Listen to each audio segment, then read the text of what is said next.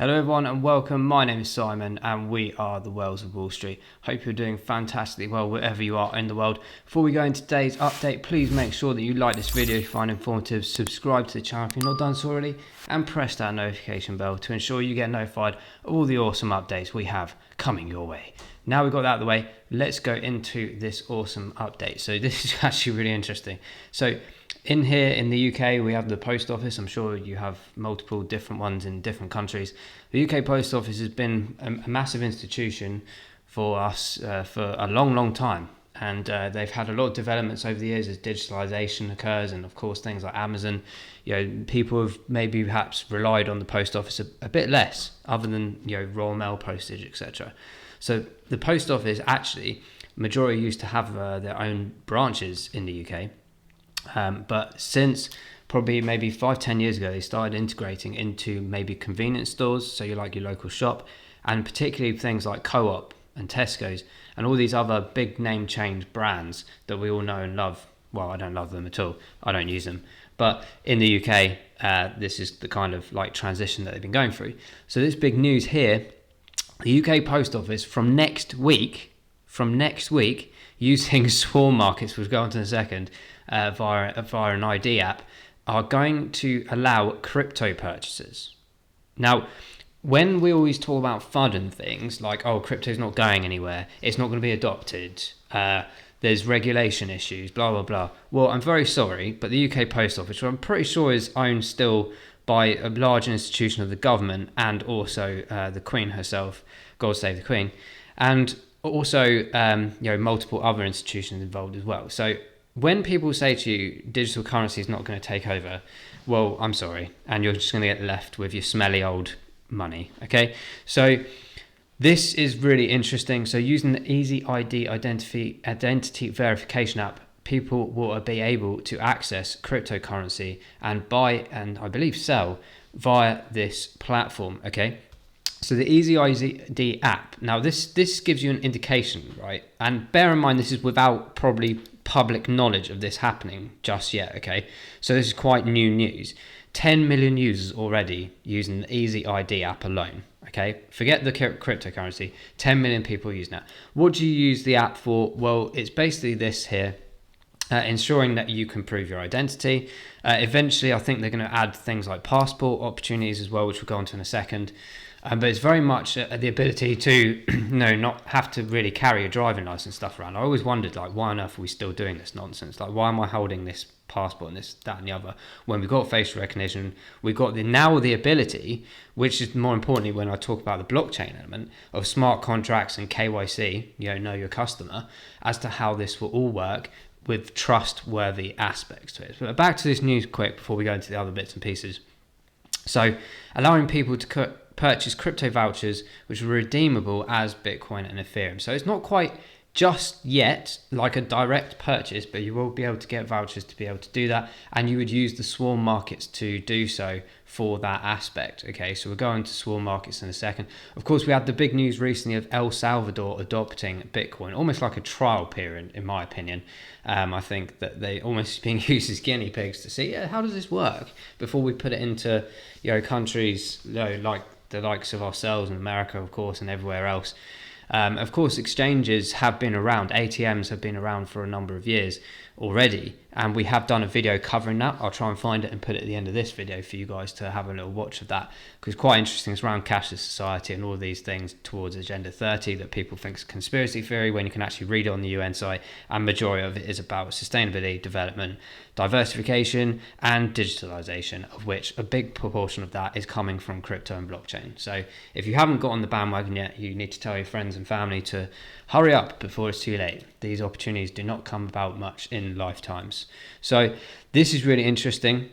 They do have a swarm coin, which we'll go on to in a second as well. But yeah, about the ID app here. So what does this do? This allows people to access over, I think it's just over actually, it's 12,000, right? 12,000 stores have post offices in them, okay, age restricted goods. So imagine like you walking around this EasyID app, you can buy drinks, cigarettes, whatever you're doing. Don't buy any of these things. We're not promoting them. They're very bad for you, obviously.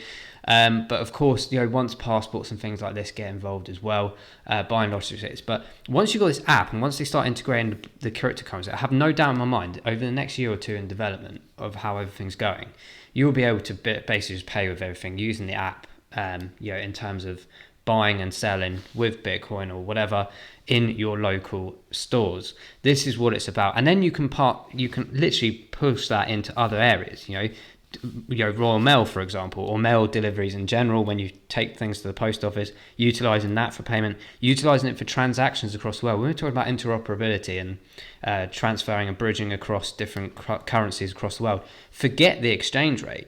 We don't need to worry about that anymore with smart contracts and the ability of blockchain. Okay, so when someone comes, like I told you in the previous video, I was sat in the post office, I was trying to deliver something back to Amazon. I was stood in the queue for 30 minutes because this guy in front was trying to transfer some money across to Morocco. God knows what he was doing. But it was just like, really? We're in the year 2021 and we're messing about with pieces of paper. And then the person was getting all flustered with the computer and stuff. And I was like, in my head, holding my phone whilst I was sat in the queue, I was bored. I was going through all the exchanges and stuff, seeing how my portfolio was doing, as you do as a hardcore trader these days.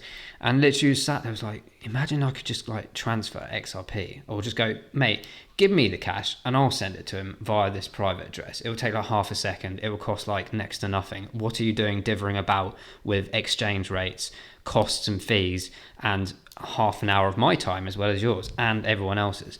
So that's where I think it's going to go very, very, very soon. But the ID aspect is very important because we're all going into smartphone transitions more and more as the years go on. The pandemic's obviously increased people's awareness of QR codes, abilities to enter things and prove vaccinations, prove test scenarios and stuff like that. It's all going to be integrated within blockchain. I'm telling you now. Swarm markets, so this is the exchange that we were talking about. This is actually apparently the world's first regulated DeFi protocol. Okay, so this is basically an exchange that will be used essentially, I believe, with the vouchers to be able to transfer your vouchers into one or two or maybe even more as with time goes on, different cryptocurrencies that you can purchase in the post office. So it's really good. It's really about the adoption and the awareness of this whole thing. You're accessing 10 million people with an app already, plus the people that are going to be added to that. Plus you're going to have 12,000 stores that you could do some advertising in to people who use it all day, every day. Okay, so just think ahead, right? SMT itself, so that's this website here, allowing you to swap and exchange tokens, incentivize liquidity, loads of other things in terms of security, in terms of a wallet that you can download, self-custody. This is what I was going on about. Passport Connect, guys, right? Passports, physical passports will be a thing of the past in the next 5-10 years, telling you now. And we can remove those annoying fees that you have to pay for new ones, which is absolute nonsense anyway for pieces of paper. And have it all within your application system. Know your customer, smart contract. There's no way of fraudulent activity, manipulation, fake IDs or anything like this anymore. It will all be smart contract based with your identity. Everything involved in smart contracts and KYC and KYB as well. Know your business. So very important keywords there that you need to start familiarizing yourself with more and more as time goes by. There will be things like adverts, TV, videos, all of this sort of stuff going on about things like that as the years go by. So to keep an eye on that. Get early access. So you can actually get involved by buying SMT early. So the launch, I believe, through MetaMask and the Yoti app, which we'll go into in a second as well, which is quite funny. So you have the ability to get involved in SMT tokens before the full kind of public launches, I believe. So take a look at that before it might be too late. And if you're getting these kind of integrations, there's no doubt in my mind that they're going to be working on a lot more across the world in the format of perhaps Royal Mail, post office equivalents and other opportunities too. So do keep that in mind. And they are regulated by BaFin, which is German. These are pretty much one of the heavy hitters, to be honest, in the world of regulation. So this is what's going on about like the FCA, these guys like BaFin. They've regulated this exchange. They've regulated the adoption of cryptocurrency in the UK public domain. Okay, so like I said, don't listen to the nonsense that crypto is not going to work, adoption is not going to work. Just follow the money, follow this information, and you'll see that those people are wrong. They're misguiding people because they don't want too many people getting rich out of this. Okay, we are so early. We are the new elites. I'm telling you now. The Yoti app, so similar. I think they built. Okay, I'm pretty sure they built the EasyID app. I have to double check that. In fact, while we're talking about it, I'll press that learn more just in case.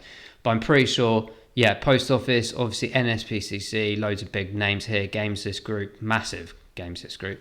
IS, I'm not sure about, but there's obviously more and more adopting this application.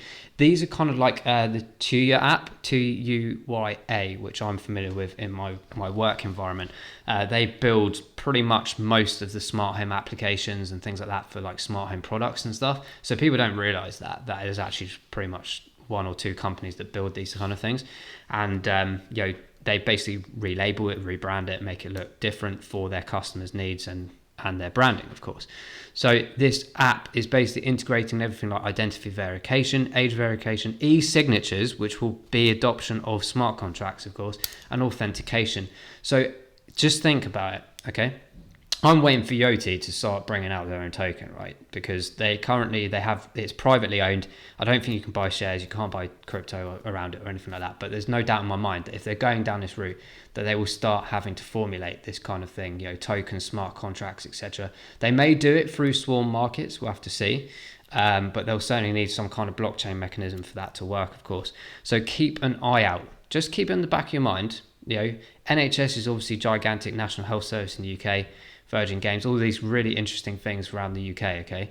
So keep an eye on that. I'm sure that, well, there are, to be fair, there's like, there's Bio ID, I think, or something. Well, maybe we'll do a video on the actual, verification ID tokens that you can get with crypto as well, because actually we covered a couple of those in previous videos, but it's definitely something to get involved with, very much around identity and security is really, really important. Like the key, I think I'm invested in. Loads of others that have that opportunity. So we'll definitely do a video of that, maybe drop that tomorrow actually. So keep your eyes out for this name and what they might do in the near future. Keep your eye out for SMT, swarm markets. Get involved in the early adoption if you can. Not financial advice, but I'm going to be, absolutely. I can see what they're going to do now.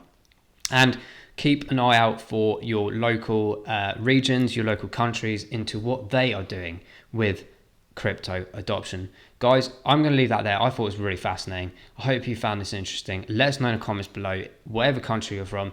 Tell us what kind of adoption has been done locally or nationally in your country to do with crypto. I'm really interested to know, and share these ideas, shares the opportunities that are going on around the world. And we'll cover this in another video as time goes by.